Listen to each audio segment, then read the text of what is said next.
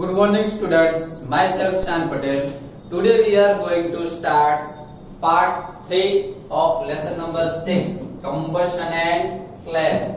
तो बच्चों हमने कंबशन के बारे में लास्ट लेक्चर में समझा कि कंबशन किस तरीके से कंबशन पहले तो है क्या कंबशन वर्ड आए तो सबसे पहले आपके माइंड में फिट हो जाना चाहिए कि कंबशन मींस क्या कोई भी थिंग जब बर्न होती है तो बर्न होना वो कंबशन होता है। समझ में आया?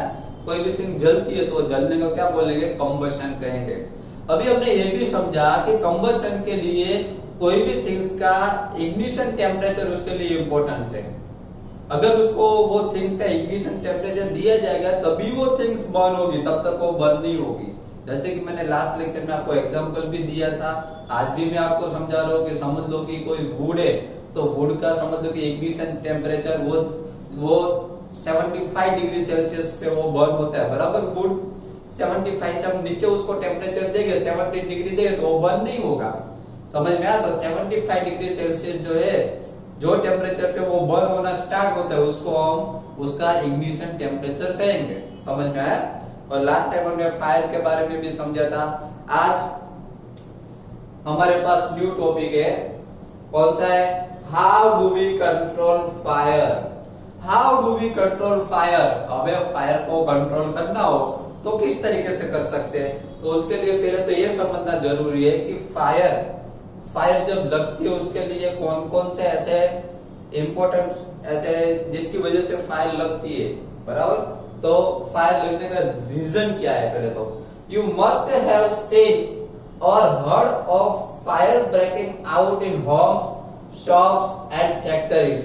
देखो हम बहुत सारी टाइम सुनते हैं, न्यूज में भी देखते हैं कि कई जगह कहीं फायर लगती है, होम में भी लगती है, कभी शॉप में लग सकती है फायर, या फिर कोई बड़ी बड़ी फैक्ट्रिया में फायर लगती है। न्यूज में हम बराबर डेली हम न्यूज में सुनते ही है, बराबर बहुत सारी जगह पे फायर लगती है।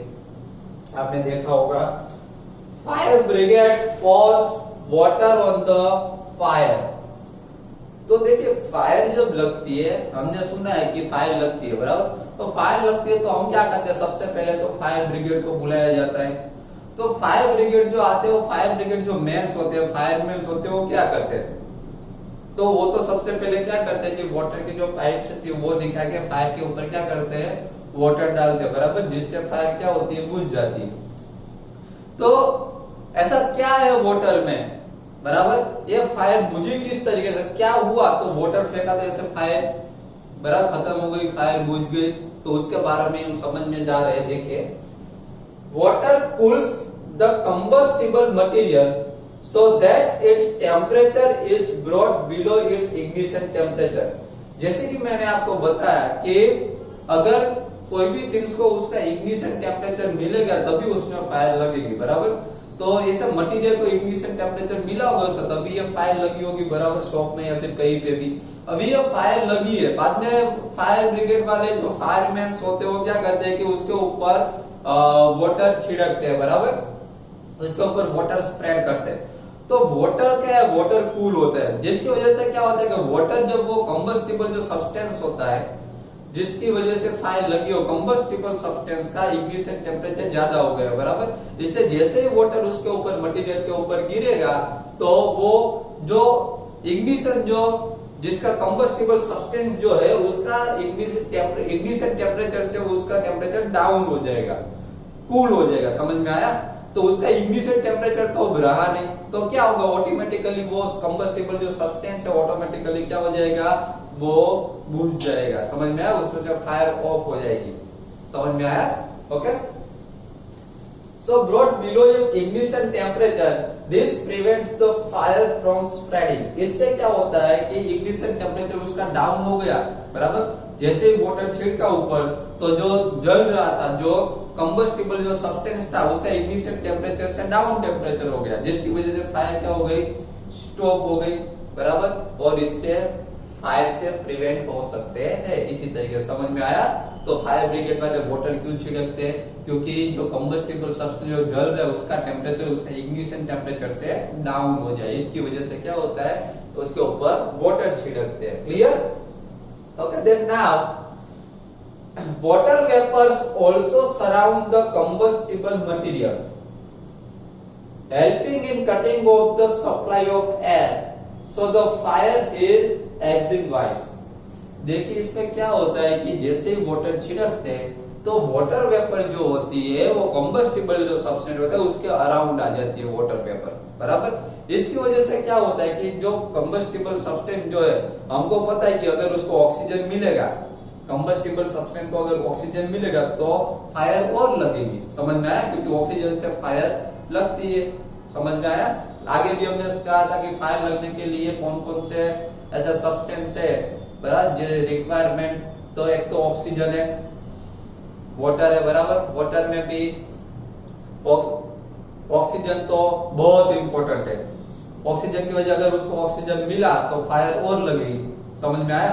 तो कुछ ऐसा सब्सटेंस है जिसकी वजह से फायर लगती है, जिसकी वजह से कोई भी सब्सटेंस हो वो कंबशन होता है। तो जैसे ही वो वाटर वेपर के ड्रॉप उसके अराउंड आ जाएगा तो उसको ऑक्सीजन, उसको एयर मिलना बंद हो जाएगा। कंबस्टिबल जो सब्सटेंस होगा उसको एयर मिलनी बंद हो जाएगी, ऑक्सीजन मिलना बंद हो जाएगा। इसकी वजह से क्या होगा, वो फायर है वो बंद हो जाएगा, कंबस्टिबल जो सब्सटेंस है वो बुझ जाएगा। Clear?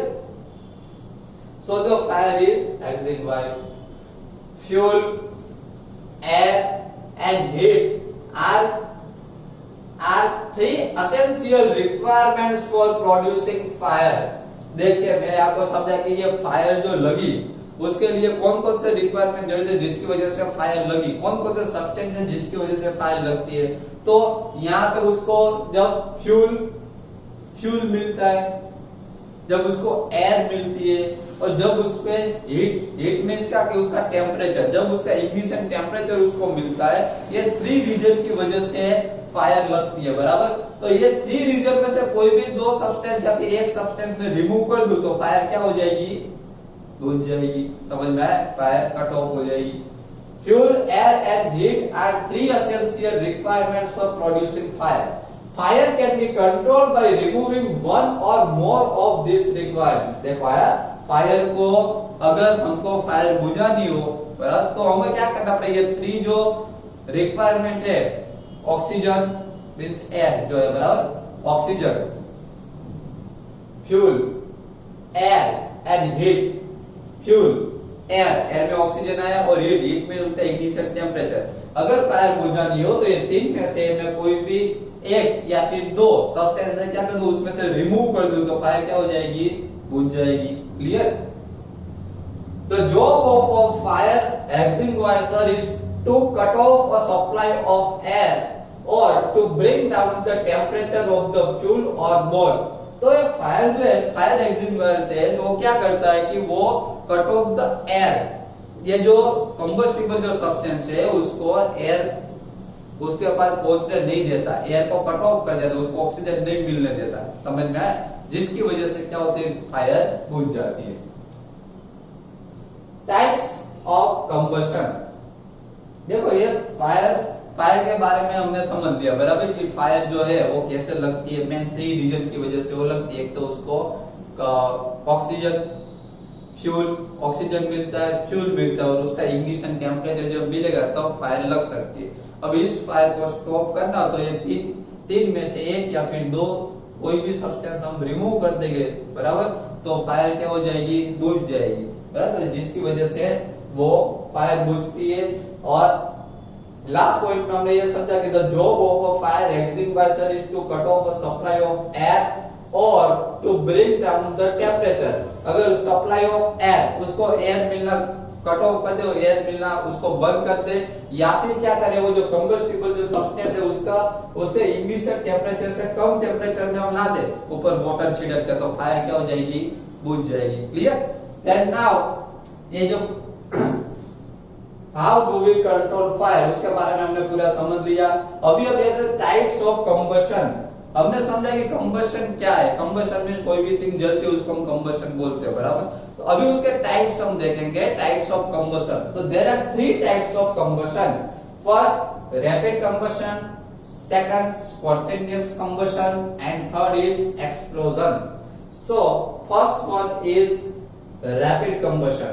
Okay, so see here, rapid combustion, bring a burning matchstick or a gas lighter near a gas stove in the kitchen.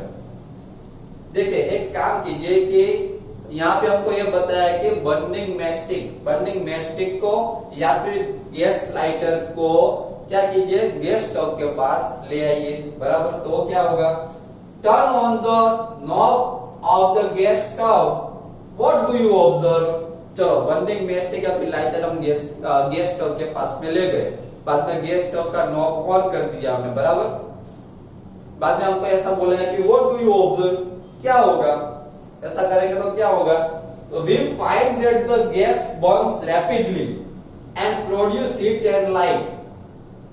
ऐसा हम करेंगे तो क्या होगा, गैस जो होगा वो बर्न होना स्टार्ट हो जाएगा एंड उसमें से हीट एंड लाइट प्रोड्यूस होगी। Such combustion is known as the rapid combustion. ऐसे कंबशन को हम रैपिड कंबशन कहा जाता है।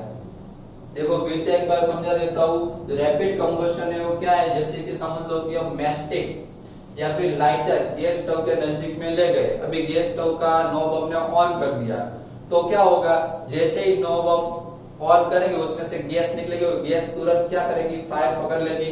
तो उसमें क्या होगा, we find that the gas burns rapidly. Gas जो है वो रैपिडली बर्न होने लगेगा एंड बहुत सारी हीट एंड लाइट प्रोड्यूस होगी। Okay, such combustion is known as rapid combustion. ऐसे कंबशन को हम रैपिड कंबशन में काउंट करेंगे। क्लियर।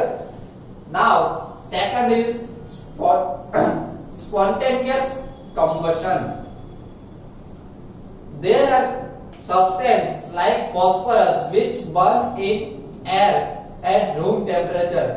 देखिए कुछ ऐसे भी सब्सटेंस है लाइक फॉस्फोरस ऐसा सब्सटेंस है जिसको अब अगर रूम टेम्परेचर भी वो बर्न होने लगता है, रूम टेम्परेचर में रखे तो भी बर्न होने लगेगा। अगर उसके बाद हम मैस्टिक या कुछ भी नहीं ले जाएंगे, रूम टेम्परेचर में भी वो बर्न होने लगेगा क्योंकि उसका इग्निशन टेम्परेचर बहुत लो है। इसकी वजह से समझ में आया।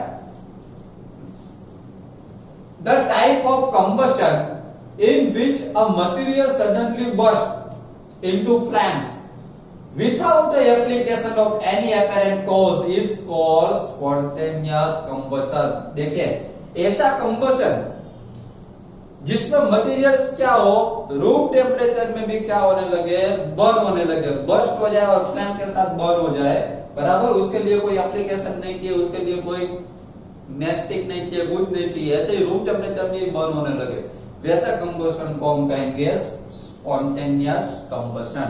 Clear. Then now last third one is explosion. We generally have fireworks on festival days.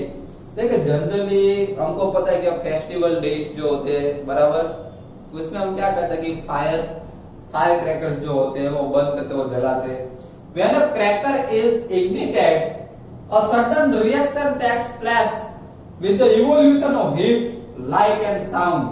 जैसे ही हम क्रैकर को बंद करते हैं, जैसे ही क्रैकर को हम जलाते हैं, सडनली क्या होता है, बर्स्ट होता है वो क्रैकर और उसमें से क्या प्रोड्यूस होता है, heat, light and sound produce होता है उसमें से। Clear. A large amount of gas formed in the reaction is liberated. Such a reaction is called the explosion. और उसमें से लार्ज अमाउंट ऑफ गैस निकलने लगता है, बराबर। इसको हम बोलेंगे, इस ऐसे कंबशन को हम कहेंगे एक्सप्लोजन। क्या कहेंगे, एक्सप्लोजन। ओके, तो तीनों टाइप्स के बारे में हमने समझ लिया। ओके, रैपिड कंबशन में मैंने आपको गैस स्टोव वाला जो एग्जांपल दिया, बराबर, जो रैपिडली वो बर्न होने लगता है, वो रैपिड कंबशन में यूज होगा।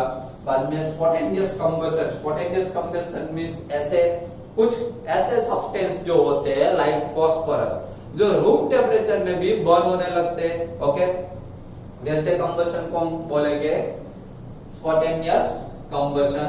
And third one is explosion. Explosion में क्या है कि एक्सप्लोजन में हमने देखा कि एक्सप्लोजन जो है, समझ लो कि हम फेस्टिवल में, मोस्ट ऑफली फेस्टिवल में फायर क्रैकर्स को बंद करते हैं। समझ में आया। फायर क्रैकर्स जो होते हैं जैसे ही हम उसको बंद करते हो वो बर्स्ट होते हैं, बराबर, सडनली वो बर्स्ट हो जाते हैं और उसमें से लाइट, साउंड प्रोड्यूस होता है। यहाँ पे देखो हमको दिखाया गया है लाइट एंड साउंड, वो प्रोड्यूस होगा उसमें से। एंड उसमें से और क्या होगा, तो a large amount of gas form in the reaction, उसमें से लार्ज अमाउंट ऑफ गैस भी क्रिएट होगा, समझ में आया। इस टाइप का जो कंबशन होता है उसको एक्सप्लोजन में काउंट करेंगे। क्लियर।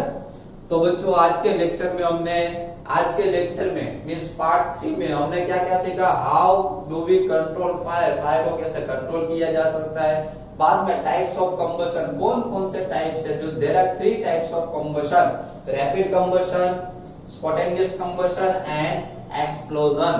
क्लियर। ओके, तो ये वीडियो पार्ट 3 जो है पूरा 2-3 बार इसको ध्यान से देख लीजिए और इसको समझ लीजिए। Thank you very much.